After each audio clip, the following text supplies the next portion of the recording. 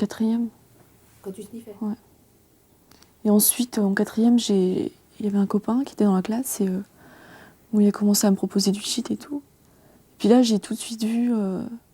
donc j'avais rejeté Dieu, j'avais rejeté mes parents, ma famille, donc je voulais être marginale. Et je voulais mourir, j'avais un désir de mort, c'était... Je voulais pas la vie, quoi. Tout ce qui se rapportait à la vie, je voulais pas, c'était... Delphine a 16 ans, des parents, 4 frères et sœurs, une vie plutôt aisée. Une adolescente parmi tant d'autres. Delphine a soif, sans trop savoir de quoi. Mal de vivre, souffrance d'une génération en quête d'autre chose. Au détour de la médiocrité quotidienne, survient la déception et son cortège de morts.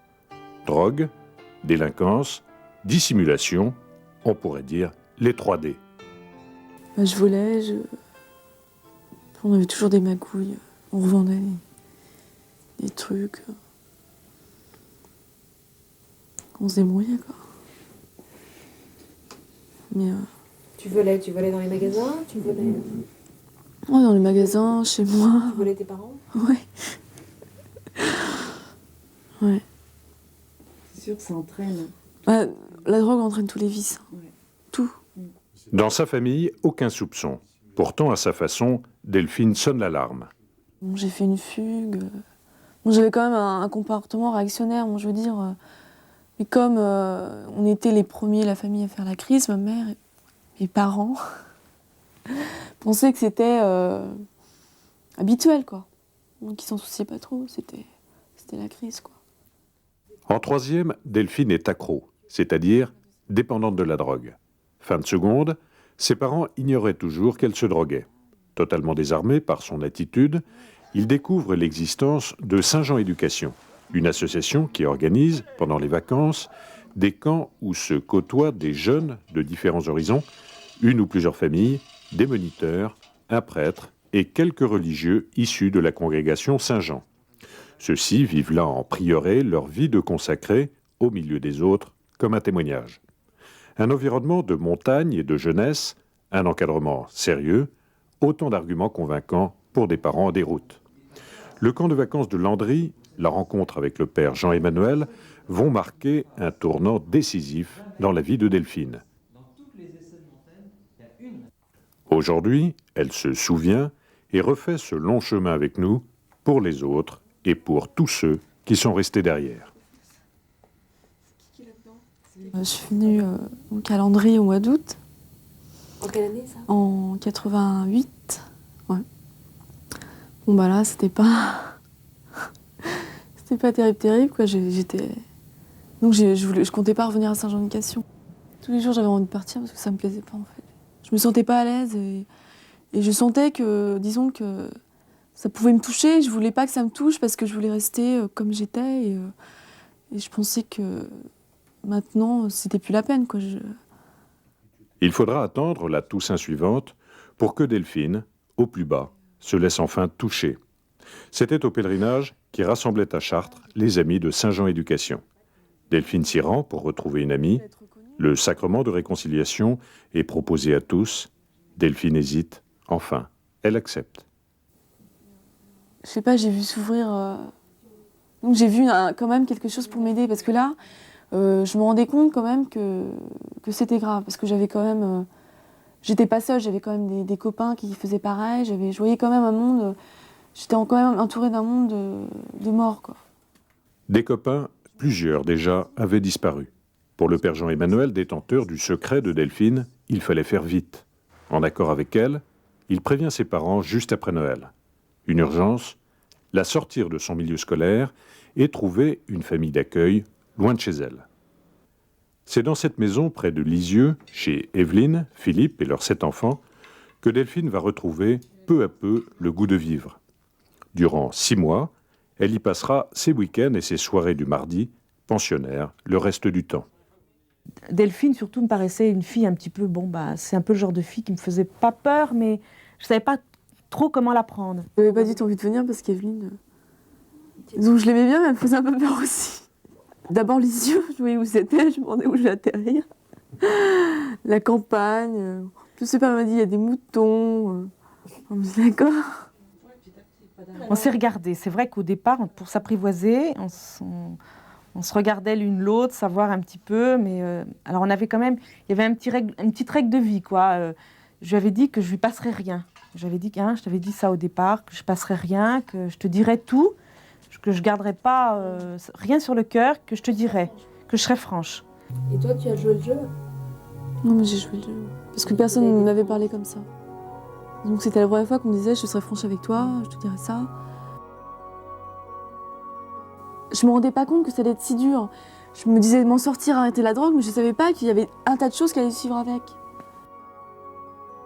Sous le regard présent et discret de Philippe, d'étape en approfondissement, au fil du dialogue, avec parfois de solides frictions, Delphine apprend à connaître Evelyne. Elle est mère, quoi. Moi, je veux dire qu'elle a toutes les qualités d'une mère. Comment définir ça? Comment dire? Elle aime, mais comme tu disais, virilement. C'est pas un amour gnangnan, c'est un amour qui élève. Et puis, en février, nouveau camp, nouveau temps fort dans leur amitié. Je crois que c'est le plus beau camp que j'ai jamais passé. Il n'y avait pas de stress, c'était vraiment les vacances, mais saines, quoi. Après le oui de Chartres, c'est le oui de Landry. Le premier l'avait réconcilié avec son Dieu, le second lui permet de le rencontrer en son Eucharistie. Est-ce que tu penses que ça a été un moteur dans ton chemin jusqu'à aujourd'hui? Ah oui. Le spirituel est un... Ah bah oui, aujourd'hui. Ah ouais. Ah ouais. Bah autrement, je serais pas là. Je serais pas là. Et je me laissais couler. Hein. Donc, je serais morte.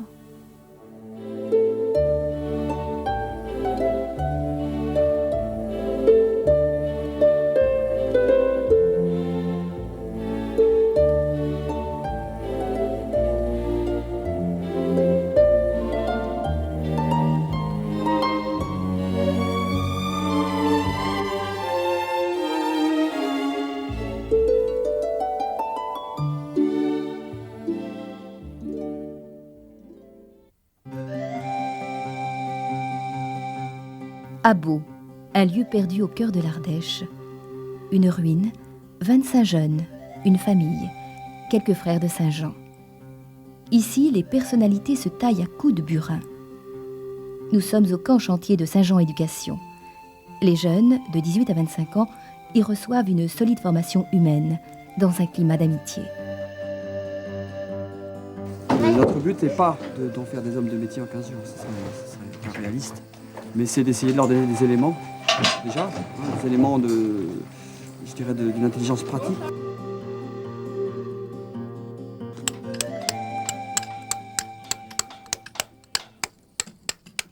Aux côtés de Jean-Marie, il y a Marco, 35 ans, un ancien toxicomane. 20 années de drogue dure et un lourd passé de délinquant. Aujourd'hui, tailleur de pierre, il met sa compétence et sa passion au service des jeunes du camp. Je pense que quand on taille une pierre, on n'a pas le temps de penser à la drogue. Qu'est-ce qui motive ces jeunes par 35 degrés à l'ombre à casser des cailloux, démolir puis remonter des murs? Pour Agatha, 2e année de médecine, et pour Prève, élève infirmière, c'est oublier la ville, oublier les études et se confronter à la matière. Pour Philippe, 19 ans, c'est une recherche personnelle. Pour Delphine et Dorothée, c'est aussi l'occasion d'une bonne tranche de rire à peine interrompue par l'inspection du père Jean-Emmanuel. Bon, je viens voir un peu le travail. Non, c'est bien, regardez, sans rire. Là. Attends, bougez pas. Sinon, regardez. C'est parce qu'au début c'était comme ça, maintenant c'est presque parfaitement plat. Non, c'est bien. C'est Alors maintenant, je voudrais vous poser une simple question. Vous pensez que la pierre, elle sera finie pour quand à peu près? Alors, dans 2 ans. Dans 2 ans 50 ans. Bon, ben. Non, mais de toute façon, c'est pas le but, c'est pas de la finir, vous l'avez dit. Absolument. C'est de mettre du cœur, on a mis tout notre cœur, notre amour. Maintenant, il n'y a plus d'amour à donner. But I'm crying for yesterday. And a trip, trip, trip, trip, trip, trip, trip, trip, trip, trip, trip, trip, trip, trip. Mais tant d'efforts physiques ne sont jamais que la partie émergée d'un tout autre travail. L'essentiel est au cœur de chacun, comme au cœur de cette maison.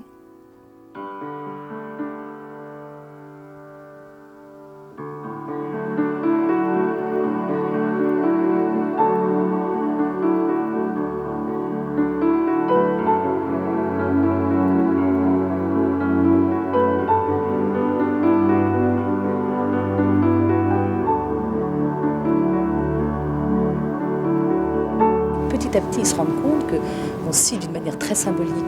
La première pièce qui a été faite dans cette maison, c'est la chapelle. Si le Saint-Sacrement y est porté pendant le chantier, c'est un peu un symbole de ce qu'on construit cette maison vraiment sur le Saint-Sacrement.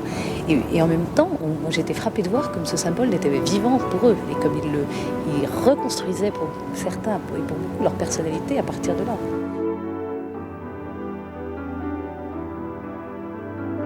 Pierre et Raphaël ont suivi 2 camps d'Ardèche avec leurs 6 enfants. Nous, famille, on s'est demandé au bout de quelques jours un petit peu ce qu'on faisait là. On faisait le chantier, on allait se baigner avec eux, on rigolait avec eux, on travaillait avec eux, mais on se demandait un petit peu à quoi on servait. En fait, c'est une présence qui nous est demandée.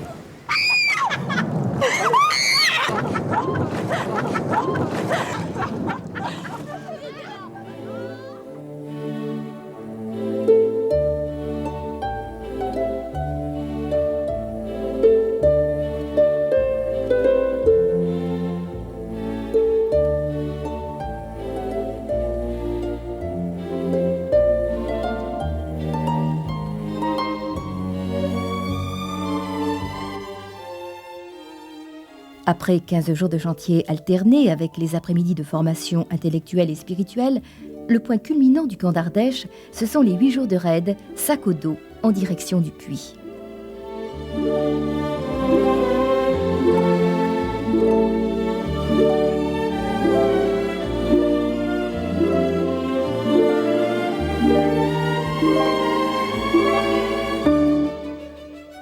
Un degré d'exigence à la hauteur des ambitions du père Jean-Emmanuel, qui entend former des jeunes capables de s'assumer et aussi de prendre des responsabilités, notamment dans les autres camps de Saint-Jean Éducation. Ceux-ci ont accueilli au total cette année plus d'1 millier de jeunes.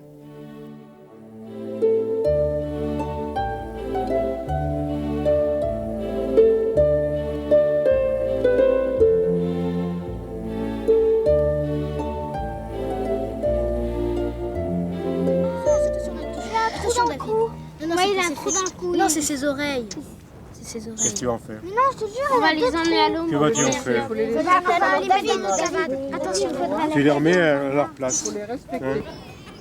Ici, Saint-Nizier d'Azergues, au cœur du Beaujolais. C'est là que tout a démarré en 1985 avec un premier camp qui rassemblait 80 enfants. C'est là aujourd'hui que sont accueillis les plus jeunes. Le camp est une grande famille. Alors on essaie un petit peu de faire avec ses enfants ce que l'on fait dans une famille avec nos petits-enfants. Fêter les anniversaires, fêter les dents qui tombent en mettant des petites boîtes de Sparty sous l'oreiller, enfin des petits détails de ce genre. Alors voilà notre réserve de tout. Lorsque j'ai parlé avec le père Philippe pour la première fois de ce qu'il fallait faire au point de vue éducatif, il m'a dit qu'il fallait que Saint-Jean Éducation soit un peu un petit laboratoire pédagogique. Alors, vous savez ce que c'est qu'un laboratoire? C'est un lieu où on fabrique un peu des vaccins. Qu'est-ce que c'est qu'un vaccin? Un vaccin, c'est inoculer un peu de mal, un peu de virus à un organisme pour que l'organisme se défende. Il faut donc permettre à l'enfant d'être vacciné. Donc l'aider à réagir à toutes les situations et à former son jugement critique. Alors on pose la question, on me dit sur vos camps, est-ce qu'il y a ceci, est-ce qu'il y a cela, est-ce que mon enfant va être dans les meilleures conditions? Et je réponds, votre enfant sera dans les meilleures conditions parce qu'on va lui apprendre à lutter. Il va découvrir certaines difficultés, il va devoir amener une réponse à ces difficultés. Et quand la difficulté sera réelle et dangereuse, dans un autre contexte, il aura été préparé à l'affronter. Autrement, il se cassera la figure. Si on veut protéger ses enfants à tout prix, on les expose gravement. Et beaucoup de familles hyper protégées connaissent des difficultés énormes parce qu'elles n'ont pas former leurs enfants à la lutte, au combat, parce qu'elles n'ont pas véritablement éduqué leurs enfants.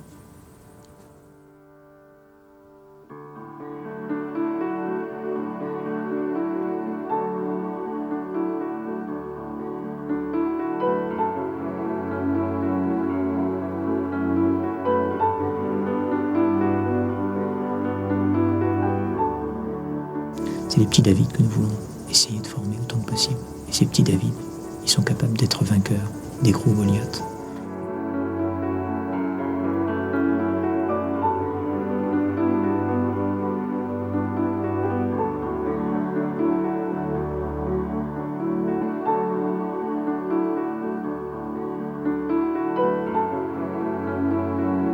Un combat à main nue où l'on n'est pas toujours le plus fort. Mais dans cette lutte, Marie est présente. Pas de hasard dans le fait que la petite chapelle des Vernettes, près de Landry, soit dédiée à Notre-Dame de la Compassion. Pas de hasard non plus dans le fait qu'elle soit le havre où les jeunes aiment venir se ressourcer.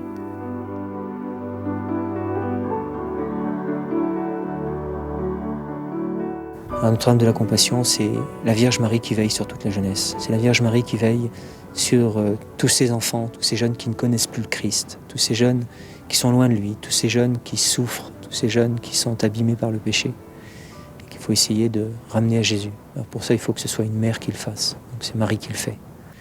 Alors nous venons auprès d'elle, puis nous venons lui confier les jeunes, puis nous lui demandons de nous montrer ce qu'il faut faire.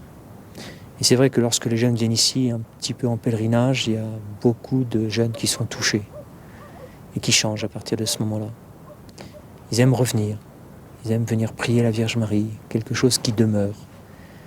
Et on sait que lorsque on a découvert sa mère et qu'on aime sa mère, eh bien, c'est toujours vers elle qu'on revient en dernier lieu. Et lorsque les jeunes ont découvert Marie, c'est vers elle qu'ils reviennent en dernier lieu, c'est vers elle qu'ils viennent déposer leur fardeau.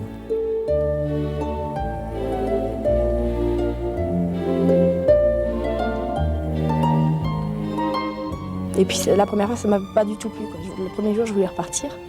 Et puis en fait, non, c'est super. C'est génial. Je sais pas, on apprend plein de choses, quoi. On redécouvre la vie, je trouve. Les marches, tout ça. C'est dur, mais on a envie de progresser. On a envie, quoi. Je me rappelle les premiers camps que je faisais, j'avais pas envie de marcher. Et là maintenant, bon, j'ai pas envie, mais j'ai plus envie, quoi.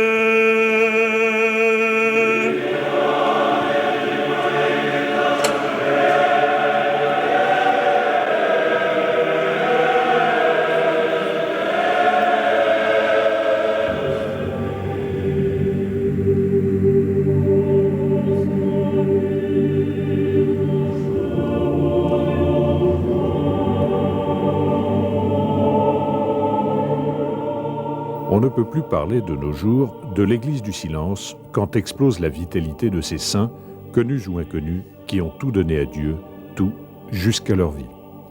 Alexandre Mène est de cela. Il appartient aujourd'hui à cet héritage de prêtres et de martyrs qui ont forgé l'Église de Russie.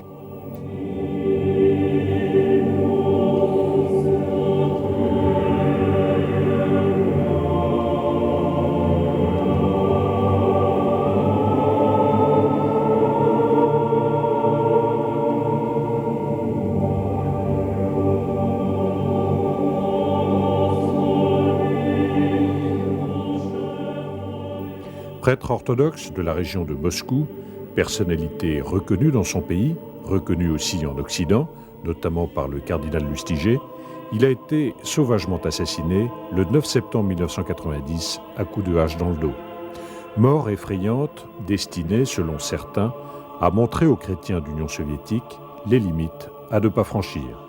Selon d'autres, l'œuvre de factions luttant contre la perestroïka. Paskutiniais metais KGB jį labai šantažavo, tardė. Il était très terrorisé par le KGB. Les dernières années de sa vie, le KGB voulait qu'il quitte le pays. Kad jis išvažiuotų. O jis pasakė, aš savo ganomųjų negaliu palikti, aš savo parapijos. Mais il a dit que jamais, je ne veux pas quitter ma paroisse. Ir kada je reste dans ma patrie. Dabartiniu metu jis jau gaudavo labai daug anoniminių laiškų. Jis pasakė artimiesiems, kad aš gyvensiu nebedaug. Mais après les lettres anonymes qu'il a reçues les derniers jours, il a compris que la mort n'est pas loin. Bet aš savo gyvenimą atiduodu Kristui. Que la mort n'est pas loin de lui, mais il a donné sa vie. Niolė Sadūnaitė connaît bien les méthodes du KGB. Lituanienne, elle a vécu 7 années de goulag, puis la clandestinité et la persécution au nom de sa foi. Elle a rencontré Alexandre Men pour la première fois à Rome en 1989.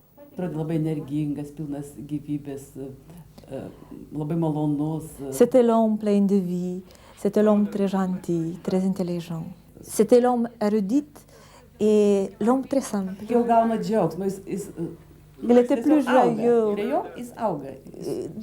Tu pourrais parler avec Père Men comme avec son frère, comme avec quelqu'un qui est très proche de toi. Iki 2000 suvažiuodavo iš visos Rusijos pas jį. Jis traukė kaip magnetas žmonės iš plačiausių, tolimiausių, provincijų. Sa personnalité était très populaire parce que dans les paroisses russes, dans les églises orthodoxes, maintenant, restent seulement les personnes âgées qui sont croyantes. Mais dans la paroisse de Père Men, toujours était pleine de la jeunesse. Parce qu'il était lui-même, il était jeune, il était énergique, il était bon orateur et sa personnalité était rayonnante. Le père Alexandre Men avait une foi, une confiance extraordinaire dans la providence. Et quand on parcourt toute sa vie, on revoit comme ça rétrospectivement toute sa vie, on se rend compte qu'il a toujours été guidé par la providence. Ayant échappé de peu à l'arrestation en 1984, attaqué par la presse en 1986, Alexandre Men ne se laissait jamais décourager. Il disait lui-même, malgré les difficultés, je ne cesse de travailler et d'espérer. Son travail, c'était la conversion de ce peuple soviétique si longtemps coupé de Dieu. Son espérance, la conviction que tout est dans la main de Dieu. C'est là, je crois, la signification profonde de son travail. Et ce que je veux dire aussi, c'est que toute sa prédication était centrée sur l'Évangile et sur la personne de Jésus-Christ. Il a voulu faire connaître Jésus-Christ à toutes ces générations de soviétiques qui avaient été privés de toute formation religieuse et élevés dans l'athéisme.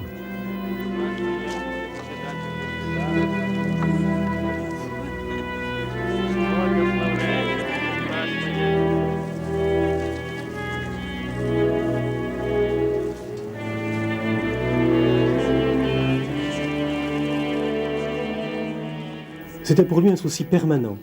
Et lorsque quelqu'un était venu se faire baptiser auprès de lui, souvent de manière clandestine, eh bien, il voulait, au moins, lorsqu'il le quittait, lorsqu'il se séparait, lui donner un livre pour qu'il repartait peut-être, je ne sais pas, en Sibérie, à des milliers de kilomètres de là. Pendant des mois, il ne verrait plus d'autres chrétiens, qu'il ait au moins un livre. Il a écrit beaucoup de livres, presque 20 livres, sur les sujets religieux. Et le dernier temps, il a travaillé avec la jeunesse, avec les étudiantes, avec les élèves des écoles secondaires. Il a parlé par la radio, télévision. Il a organisé les groupes religieux. Cette année, le père Men venait d'être nommé curé de sa paroisse de Novaya Derevnia. Il préparait la rentrée 1990 qui s'annonçait chargée. Mais la hache de l'assassin a fauché l'élan de ce prêtre qui avait fait sienne l'apostrophe de Jean-Paul II. N'ayez pas peur. Kalbama apie tėvą Meną ir kunigą Papeluško. Ar panašus šitie žmonės? Jie labai panašus, todėl kad jie buvo geri ganytojai. Jie savo darbą dirbo labai idealiai, labai gerų pasišventusių žmonių savo profesiją nėra taip daug. C'est des gens qui rassemblent, c'est de l'homme qui ressemblent l'un à l'autre.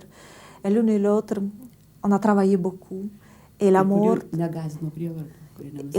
et la mort, et Papeluško, et Père Papeluško, et Prêtre Men, c'est la même. Et l'un et l'autre étaient très courageux. Et Papeluško était très courageux. Il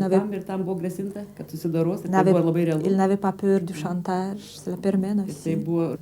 Il a porté la lumière de Jésus pour tout le monde. Jis ir savo mirtim paliudijo, į savo mirtim irgi paliudijo, reiškia, tą, šitas, nežinau, kad reiškia, Dievas yra jam viskas. Et avec sa mort, Père Men a montré que le Dieu pour lui est tout. Par cette mort, il a reçu la couronne du martyr et en quelque sorte, la forme de ministère qu'il a exercé reçoit une consécration suprême. Cette forme de ministère, c'est justement cette prédication de l'Évangile, cette prédication de Jésus-Christ. Si le père Alexandre a été tué, ses livres restent. Les livres qu'il a écrits et qui ont été publiés à l'étranger, les livres qu'il a écrits et qui n'ont pas encore été publiés, qui existent sous forme de manuscrits, tous les sermons qu'il a prononcés, qui ont été enregistrés sur cassette, toutes les vidéocassettes. Donc sa voix, nous l'entendrons encore longtemps et je pense que tout ce travail d'évangélisation auquel il a consacré sa vie se poursuivra autrement et nous en verrons aussi beaucoup de fruits.